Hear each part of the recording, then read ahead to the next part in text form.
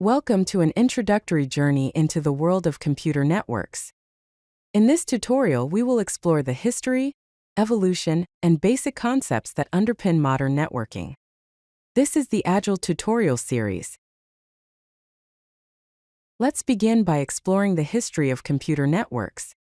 In the 1960s, ARPANET, the Advanced Research Projects Agency network, emerged as the first packet switching network, funded by DARPA, the Defense Advanced Research Projects Agency.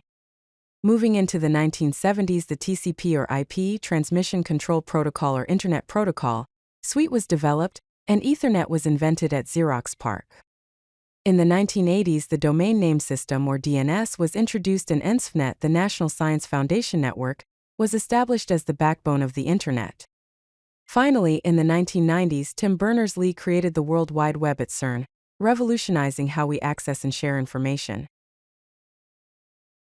Now let's trace the evolution of computer networks.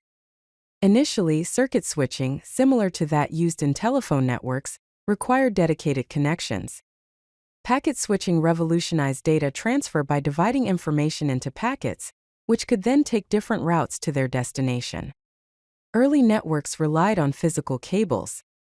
The arrival of wireless technologies like Wi-Fi, Bluetooth, and cellular data enabled mobility and greatly expanded connectivity. Network speeds have experienced exponential growth, going from 56 kilobits per second modems to gigabit fiber connections. This has made possible streaming, cloud computing, and real-time applications. Networks have expanded from isolated, local systems to the globally interconnected Internet. This transformation has established a worldwide information infrastructure that supports commerce, communication, and collaboration. Let's explore the different types of networks and their topologies. First, consider the types of networks. A local area network or LAN connects devices within a limited area, such as a home, office, or building. A wide area network or WAN spans large geographical areas, connecting multiple LANs. A metropolitan area network or MAN covers a city or a large campus, larger than a LAN, but smaller than a WAN. Lastly, a personal area network or PAN connects devices within a person's workspace, typically via Bluetooth. Now let's consider network topologies. A star topology features all devices connected to a central hub or switch.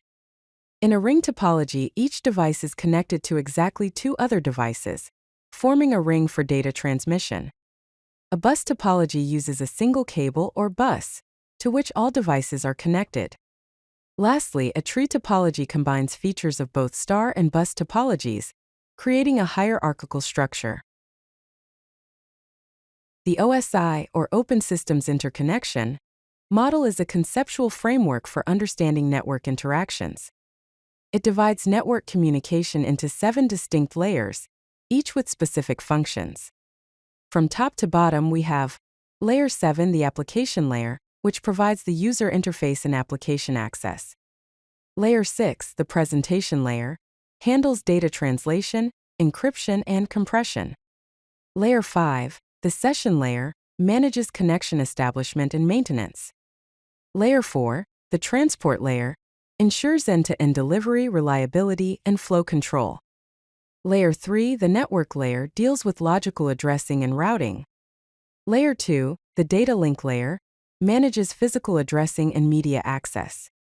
Lastly, Layer 1, the physical layer, transmits raw bit streams.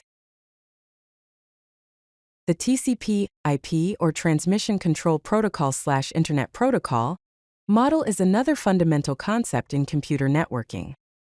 It consists of 4 layers. The application layer includes protocols like HTTP or Hypertext Transfer Protocol (SMTP), or Simple Mail Transfer Protocol (FTP), or File Transfer Protocol (DNS), or Domain Name System (DHCP), or Dynamic Host Configuration Protocol and SSH or Secure Shell. The transport layer primarily uses TCP, Transmission Control Protocol, and UDP, User Datagram Protocol. The Internet layer uses IP, or Internet Protocol (ICMP), or Internet Control Message Protocol (ARP), or Address Resolution Protocol, and IGMP, or Internet Group Management Protocol. Finally, the network interface layer includes protocols such as Ethernet, Wi-Fi, and PPP, or point-to-point protocol. Now let's consider some key protocols. TCP, the Transmission Control Protocol, is a connection-oriented protocol that ensures reliable, ordered delivery of data packets with error checking and flow control. IP, the Internet Protocol, is responsible for logical addressing and routing of packets across networks. IPv4 and IPv6 are the two main versions. HTTP, the Hypertext Transfer Protocol, is an application protocol for distributed, collaborative hypermedia information systems, forming the foundation of data communication on the web. Finally, DNS, the domain name system, translates human-readable domain names like example.com to machine-readable IP addresses. Understanding network addressing is crucial in computer networks. Let's start with IP addressing. IP addresses uniquely identify devices on a network. There are two main versions, IPv4 and IPv6.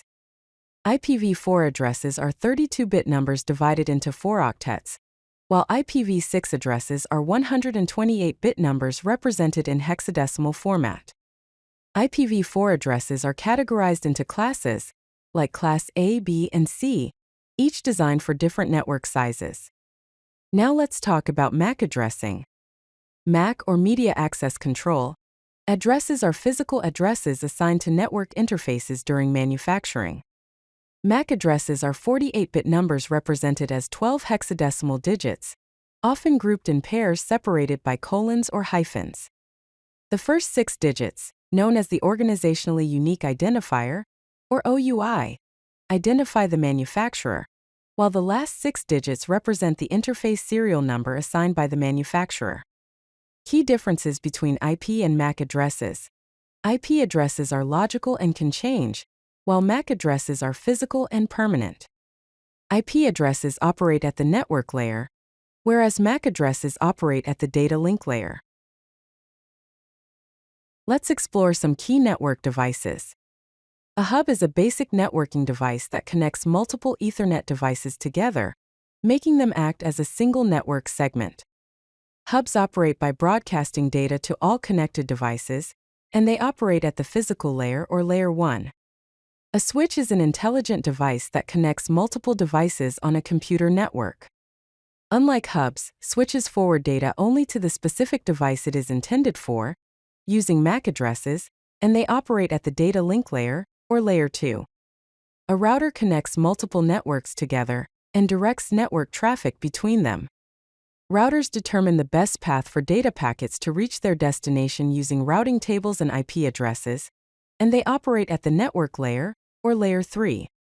A firewall is a network security device that monitors and filters incoming and outgoing network traffic based on predetermined security rules. Firewalls establish a barrier between trusted internal networks and untrusted external networks, and they operate at multiple layers, from 3 to 7. Now let's look at the future of computer networks. We can anticipate next-generation wireless networks offering ultra-high speeds, extremely low latency, and massive device connectivity. 6G research is already underway, promising terabit per second speeds and integration with satellite networks. Self-optimizing networks will use artificial intelligence to predict failures, optimize traffic routing, and automatically heal problems. These networks will adapt to changing conditions without human intervention. Quantum communication networks will enable ultra-secure data transmission using quantum key distribution. These networks will be virtually unhackable and will form the backbone of future secure communications.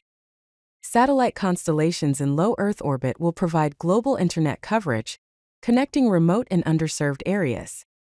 These networks will create a truly global internet infrastructure, independent of ground-based systems. In conclusion, computer networks will continue to evolve, becoming more intelligent, secure, and ubiquitous, ultimately connecting not just people and devices, but entire systems and environments.